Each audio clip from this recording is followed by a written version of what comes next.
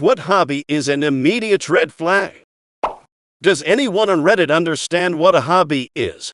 Many Redditors would rather state off-topic buzzwords in the aim to get upvotes rather than contribute to the subject at hand. And then other Redditors will see those buzzwords and give them the upvotes they desire because the buzzwords trigger something in their caveman brains.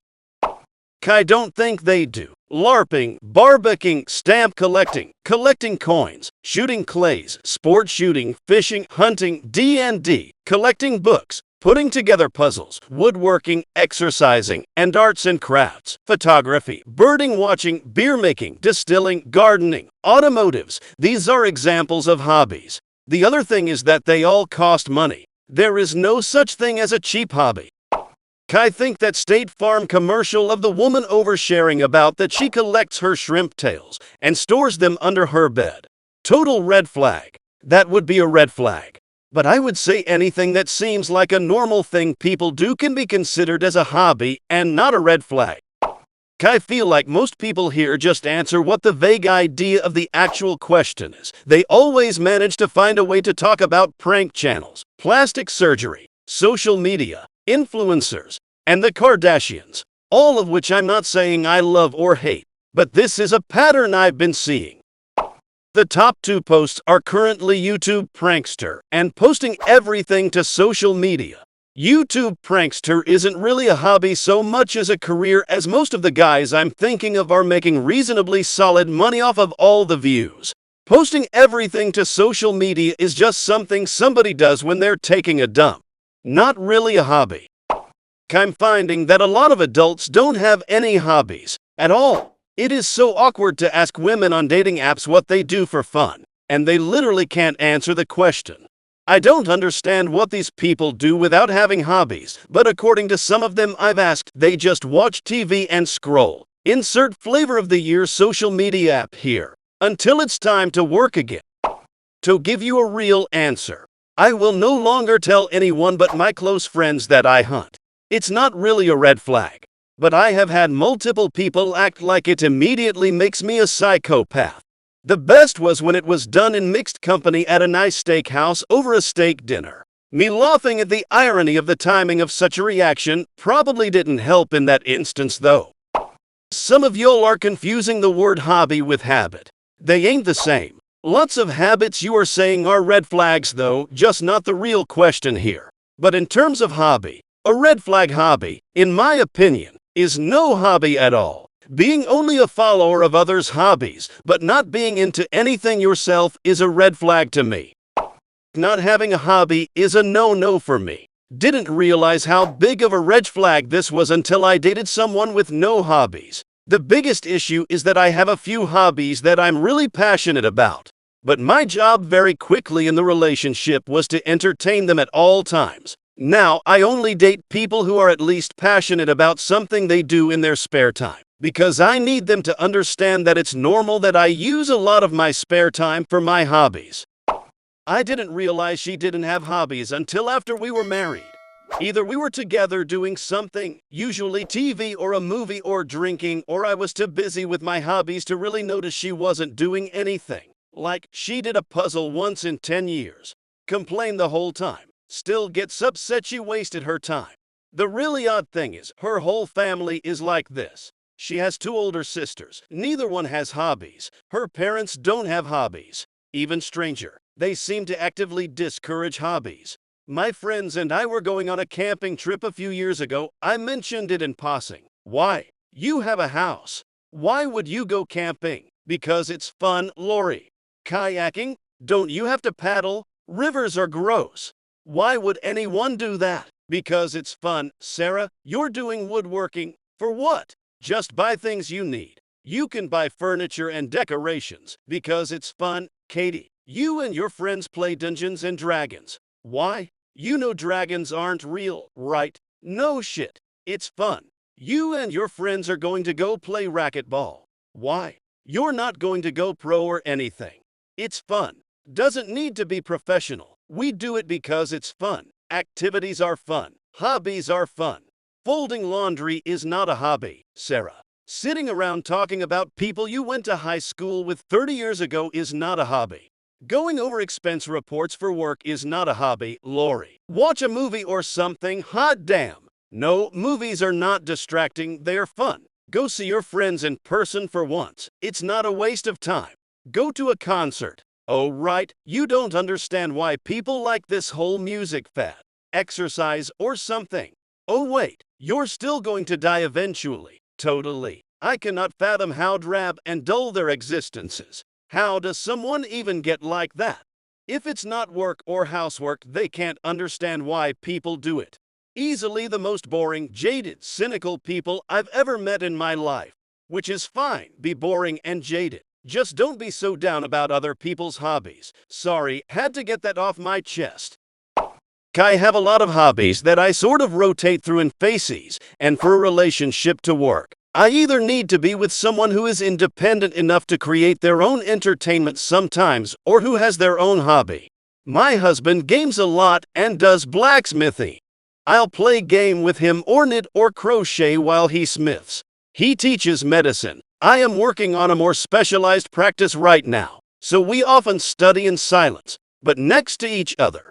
Not everyone's ideal relationship, and that's fine, but for me, not having a hobby puts us in iffy territory. This, I never would have thought to say, but it's very true. I have a few couple friends in which one didn't have a hobby or interest. They were generally miserable because they didn't enjoy anything or were not good at anything. So they ended up not allowing the other to enjoy their hobbies because they were jealous they didn't have that joy and resented all their time away from them. I watched people throw money at the problem trying to give them a hobby, buying all the gear for sports they do, like golf and boating, so they could do them as a family. Buying all the craft supplies like sewing machines and crickets, but you can't really gift an interest in a hobby. Some of the couples are still together, and some are not. One guy just gave up alone time and spends it all with the family. I don't think that's healthy. They drink together a lot. I would tell dating people this is a red flag. People need to enjoy someone other than their significant other. Guy almost married a woman that had no hobbies whatsoever. She was insatiable, bored out of her mind 24/7. I realized that her being in love was the hobby, and that I could never keep up with her needs, because her needs were me. I can't even keep up with myself most days.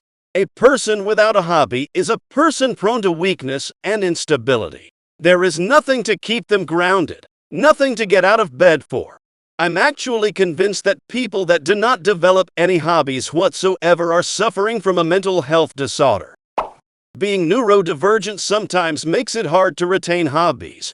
I've probably tried about 20 plus hobbies that only stick around for a couple days to weeks before I completely lose interest and try to find a new hobby. Repeating the cycle, it gets very expensive, as I have expensive piano in my room that isn't being used. And I recently got a telescope that I currently love but am scared to lose interest in, like all my other hobbies. Luckily, space is my special interest though, so there's a real chance this one will stick around. Cockfighting. Cockfighting is morally wrong due to it being cruel animal abuse from my and I imagine most people's point of view. But for some cultures, it's an integral part of the social structure. Particularly in Bali, where it has an almost mythical status in rural villages. There the cocks are seen as an embodiment of the man himself, and they paradoxically give the cocks more care, feed them better food, wash them, etc., better than they do themselves. My grandfather used to fight cocks. I was just a kid, so I never thought anything was wrong with cockfighting. And I never saw a cockfight in person, so I had no idea exactly what it was. I used to stay with him in the summer, and I'd feed all of the cocks. He had one cock that was undefeated, and people offered to pay him a lot of money for it, but he said he was in the cockfighting business, not the cock-selling business. He had cocks all over his property. Red cocks, gray cocks, all different colors of cocks. If you weren't paying attention while you were feeding the cocks, one of the cocks would sneak up and attack you. It was kind of funny watching a cock trying to get you, just flopping around all over the place. Good times. I was in rural Philippines whilst motorcycling around. I saw pretty much half the town at a stadium thing and thought I'd see what was happening. pay the dude at the front, and go in and find out it's cockfighting. I'm already there, so watch the first fight. See the rooster go limp and pretty much be thrown off the field like a rag doll. Yeah, that's enough for me. Felt physically ill. I will say if you're born into something like that, you wouldn't be able to determine it's wrong though, I guess. So individually, I wasn't too upset with them. I hate saying this cause I have close friends that are into it, but oftentimes gambling, especially since it's usually a very thin line between hobby and addiction. As a gambler with many gambling friends, I can see this. I'm a pretty conservative gambler. Sports betting is usually below $10 bets, mostly during the NFL season and March Madness. Maybe 2 to 3 casino trips a year with friends, but I never drop more than $500 per visit. That being said, I have friends who will drop $1,000 on random sports. They'll drop $4K at the casino. And it's not like they're loaded. They get themselves into some pretty stick financial situations, but then they try to turn it on me and my other friends when we encourage them to get help. You gamble too, they proclaim. They just won't accept that a really bad year for me is losing $1K, and that would require at least one Vegas trip most likely. They'll lose 2 to 3 times that in a day. It's something I'm acutely aware could become an addiction for me. I make enough money right now to support it as a hobby, but I'm very diligent on how I budget and spend for gambling. Very slippery slope, though. Such a fine line to argue whether you can qualify it as a hobby and when it becomes an addiction. One set of my grandparents would go on casino trips and simply set aside $100 each. They could gamble in some form each time. If they won more, they could spend that too. But if they ran out, it was out. Whenever they actually won anything, they usually would only spend like half the winnings and stop if they didn't keep winning. Solidly a hobby for them. You take a decent chunk of our people at random, and the same hobby method they had would fall apart if they have an addictive personality. Professional gambler of almost 20 years here, and this is 100% the true number one. It speaks not only to one's personal vices, but also the unavoidable degenerate sickness you choose to surround yourself with.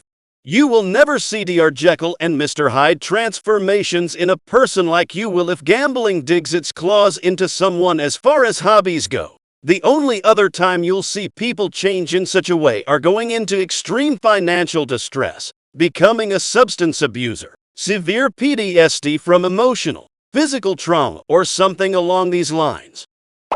I have to be so fucking careful with gambling. I take what I won't miss and nothing else. I've gotten a lot better over the years with my wife's help. She asked if I could help her with a claw machine once and witnessed it all. Willing to help yourself and someone willing to call you out when you are starting to teeter means everything. This applies to marijuana and beer. Actually, most drug use, honestly. If you are curious if it's a problem with your close friends, you could really see how their gambling changes them on a day-to-day basis. My friends have done this to me with weed, and I have done this to my friends in regards to alcohol. To be honest, they're all gamblers, but as far as I can see, I feel like they're having fun with it. The thing with gambling is it can occasionally sustain a short period of your life with the right luck, so it's overlooked in comparison to drugs. In theory, I don't mind people who gamble, and I'm not aware of anyone close with a gambling problem. But I've tried, and don't get any entertainment out of it. I just go and throw away my $20 for no reason. I'd probably resent someone throwing away more of our money or someone willing to throw away their money. My fiancé is a recovering addict who used to drink, smoke pot, and shoot up heroin. His alcoholism was so bad that he said he had to crack open a Corona or a bottle of Jack Daniels just to start the day when he woke up in the mornings. He was in a bad place at the time, in a doomed marriage, shitty rooming house, worked under the table, and no contact with his family and friends. One day, he hit rock bottom and told his roommate, "I can't do this anymore. Help me pour these bottles down the drain and drive me to the hospital now." He said he woke up the next morning at 7 a.m. in the hospital with no recollection of how he got there, to a nurse saying to him, "I got your brother on the phone. Do you want to speak to him?" He told me that the nurse told him that when he arrived at the ER that he was yelling and threatening to kill himself. which he doesn't remember at all. His brother spoke to him on the phone and was able to get him to a detox center and then a rehab to help him out. He finished and graduated from the rehab program after 7 months, got into sober living, got a job, and filed for divorce from his ex-wife.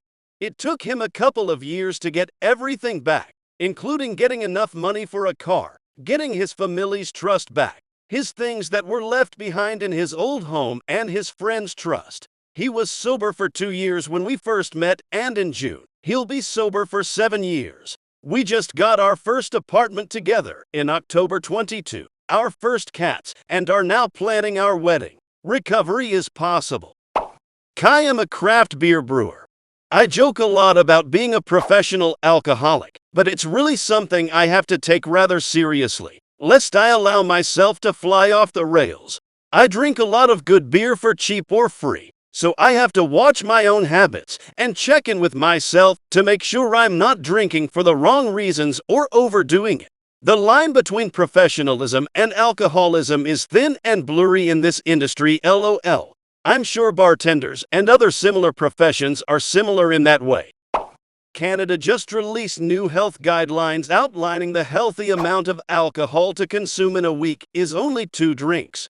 Predictably, people who don't actually know what health authorities are looking at when talking physical mental addiction or what alcohol does to the body have taken these guidelines as a personal attack. Like legit, there are people who seem to think the government is coming to stop them from having 2 beers. No, the health authority is just finally able to say without overt pressure or press back from the alcohol industry that alcohol is in fact a dangerous drug for your body. People won't accept how the glass of wine a day thing was the same non-founded bull of industry promoting health benefits, like how sugary cereals are part of a healthy balanced breakfast. Their trends started for sales, not health, and have no health authority backing them. Haha.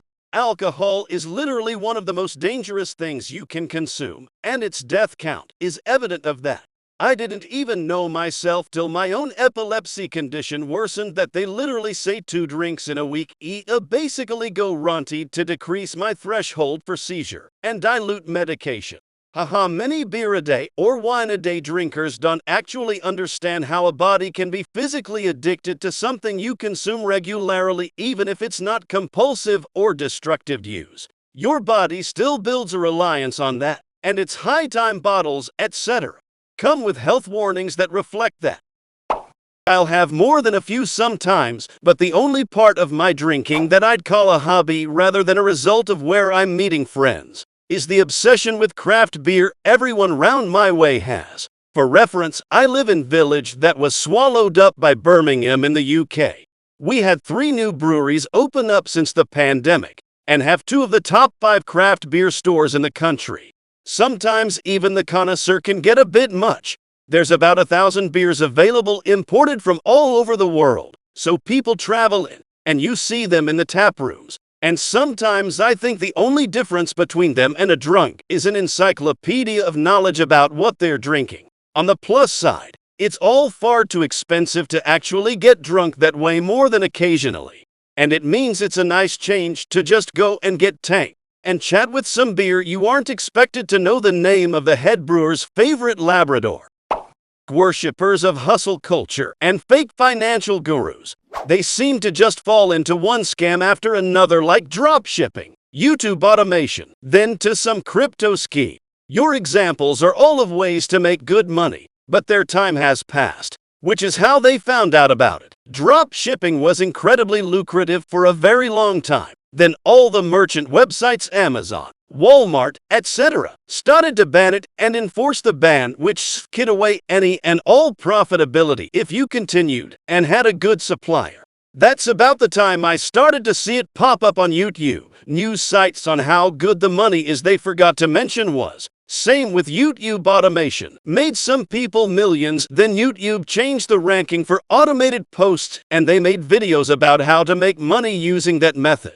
Basically, if you hear about it and the average person knows about it, it's way too late. Posting everything on social media. I had a coworker who texted me at 4 a.m. on my only day off, begging me to work for them because they were super sick with a stomach bug and I was their only hope. I felt bad, so I agreed to take their shift. They were super appreciative and promised that they would make it up to me. I ended up having a fucking terrible day, and on my only 10-minute break during my 12-hour shift, I saw that they had posted on Facebook that they were so excited about their impromptu mental health day and were pondering whether they should marathon some Netflix and have a glass of wine or take a bath and have a glass of wine. Spoiler alert, they never made it up to me. I played for a while. I was very depressed at the time, so it was actually helpful because it got me out of the house and talking to people, but after a while I started to notice that some people were huge assholes and basically ran off most new players. Then there were people who were obviously buying cards at a level that was putting them in financial peril. I remember one particular guy who would show up with his girlfriend and baby. It's one thing if you want to max out your spending on magic cards when you are a single dude and are okay with eating ramen every meal. It's another thing to spend that type of money on cards when you have a child to care for. Warhammer is fine when you understand the basic principle, which Games Workshop has literally had to release press statements on that there are no good guys in Warhammer. Using 40K as an example. Humans are a theocratic dictatorship who worship a semi-living corpse and will go all crusades on sinners, who have genetically engineered super soldiers who would sooner commit genocide on their own people that suffer their enemies to live. Chaos are a death cult obsessed with particular forms of hedonism. Eldar hold no value in the lives of others and would willingly sacrifice an entire species to save the galaxy. Dark Eldar are slavers and torture addicts. Tower space communists. Necrons are an unfeeling race of cyborgs committed to absolute genocide. And orcs and tyrannids are basically mindless engines of destruction that exist to either cause an unending war for the sake of it for the former or consume and assimilate all biological matter for the latter. There are no good guys. As a setting, it exists to give a reason as to why you have such outlandish weapons and vehicles for your relatively tame tabletop war game. It's a red flag when people unironically think like the Imperium are good guys. Helicopter parenting of child athletes. A good friend of mine never spoke to his parents again after leaving school. They were both so unbelievably hard on him that he told me he lost his childhood because of it. When kids are supposed to be having fun in the park, he was swimming.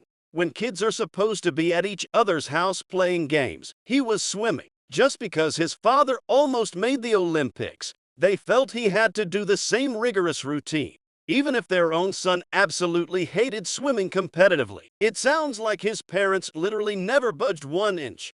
Pofker had a nervous breakdown, got an eating disorder, and permanently f***ed up his back from repetitive stress. His mother died a decade ago of cancer, and his father died last year from old age, I assume. He didn't even go to their funerals. He told me he considered them dead when he moved out 40 or so years ago.